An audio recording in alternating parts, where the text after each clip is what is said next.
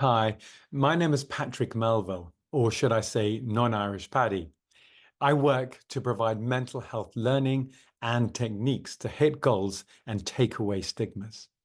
I do this through my own business, Melville Mental Solutions. I launched it in 2018 when I was undergoing my own personal trauma with terminal brain cancer. Thankfully, I'm well, and I now work with all types of organizations, including media and marketing. I also use my background when I spent 12 years on the media agency consulting side. I had lots of money to spend. If you want to know more about me, please do visit my website. It's www.melville-solutions.com. So why am I here? I've been kindly invited to share my knowledge and work, and I want to focus on a skill that is for everyone, every business, every situation. However, the scenario might be different. It is a skill that cannot be overrated, and skill that I want to mention now. Active listening. So, what is active listening? I got a lovely tip from a friend who works in jobs and ad tech, and he said how we are human. It's so simple, but it's relevant to know how we connect with people and other Homo sapiens. I'm sure you agree with that. The moment we're born, we learn and we take in what's all around us. Think back to your days at school. What were your soft skills that you had to learn and you use now? Reading, writing, speaking, and listening. These are all communication tools. Now, learning is about using skills, which is one of the things which are useful now. And I hope you can take away some of the learnings of my points. The problem that we have is that we don't have training how to use our listening skills. Think about this stat. We have training half a year before we hit 18, yet we use it now 42% of our time. So one of my first tips is don't have a go at yourself if you don't know what I'm mentioning or if you think you don't have the learning skills. I want to give you some useful tips. So let's go back to the phrase active listening. Listening actively is more than just hearing. And a good example of the difference between, as I say, hearing and listening. Hearing can be involuntary. When you do it, it's like listening to a background radio station while you're doing something else. Listening is voluntarily. It's like watching a film in the cinema. It has all your attention. Let me give you some context, because again, you probably don't know who I am, and maybe you're not listening because you don't know me. When I worked on the media agency side, I had a lot of money to spend. I had meetings with multiple media owners and technical suppliers. They all wanted to sell to me to get the millions of pounds that I had. Now, the best sellers were the ones who had good active listening skills. I could reach the same audience with multiple channels. The challenge was how they could convince me. And I'm sure you have this scenario. It's like being in a job perspective. They can get a lot of people with the same talent, but how are you different? The ones who are different were the ones that listened to me. They took in what I said and made it relevant. And they didn't go in to their 55-slide presentation. I'm sure you know this scenario. So let's talk about jobs. How do you apply listening skills and active listening skills in the job scenario? I've got a lovely quote from Manpower Group, and one of the global leaders in recruitment. But listening is just as important as answering questions, because if you're not paying attention, you're not going to be able to give the best responses. Listening enables job seekers to build rapport with the interviewer because the interaction is now more give and take instead of just giving canned answers. The interview is an opportunity for both candidates and prospective employers to check each other out. So, how do we do this? Let's put this into three areas. It's like a marketing campaign. 1, strategy and planning. 2, delivering. And 3, reviewing. Number 1, strategy planning.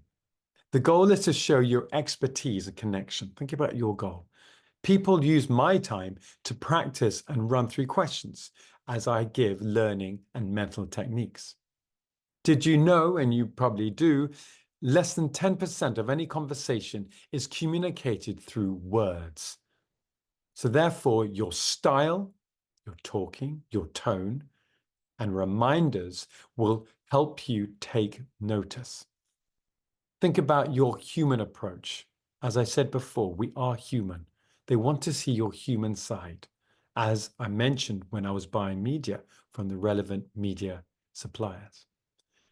Also think about their perspective. It's like a campaign brief from the audience.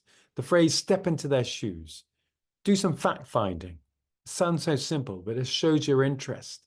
It shows your response to the brief that you've read.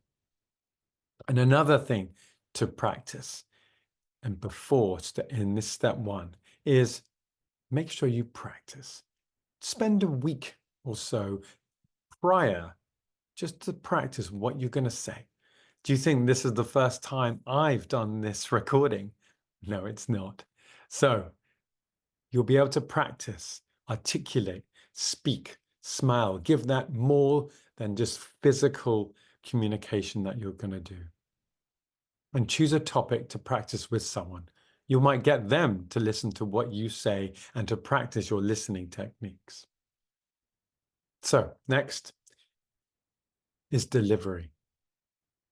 The goal is to stand out and be different, not to talk, but to show your professional, relevant approach. There are themes all over the internet, and I use them all the time, but delivery is really important. Now, what tip I'm going to give you is actually in any conversation, not just jobs.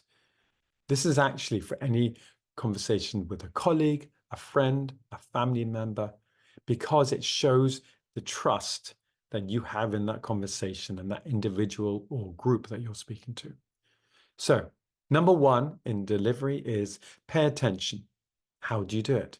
You actively show. For example, a really good example is that you turn off your phone, you put it aside. It might already be off, but you're actively, physically showing that you're going to listen. The goal is to get their attention by paying attention to them. Second point, don't talk too much unless you're specifically asked. Silence is a good tool to practice. Simple. How do you do it? No words. But still use gestures. Remember, we're physical communicators. Show you're listening, nod, or give a light response to yes, or respond to what they're saying. The next thing is the goal, of course, to build their trust. This do not talk in silence builds that connection with the individual.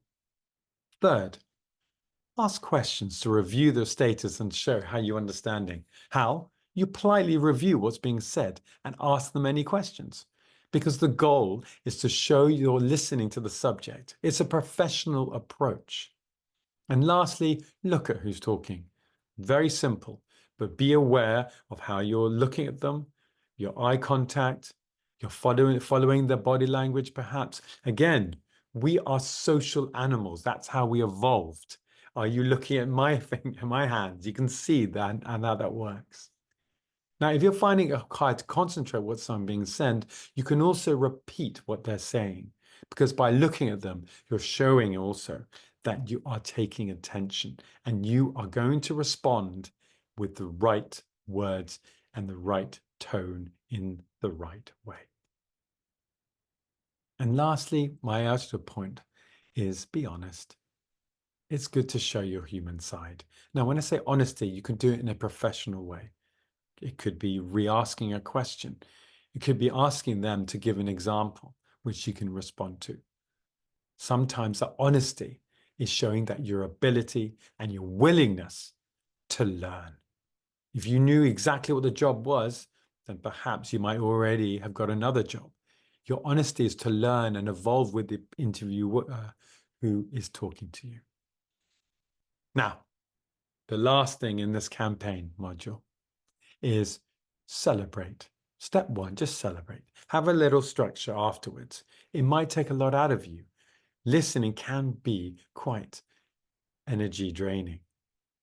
You know what you've thought. You've probably been hard on yourself, which is enough.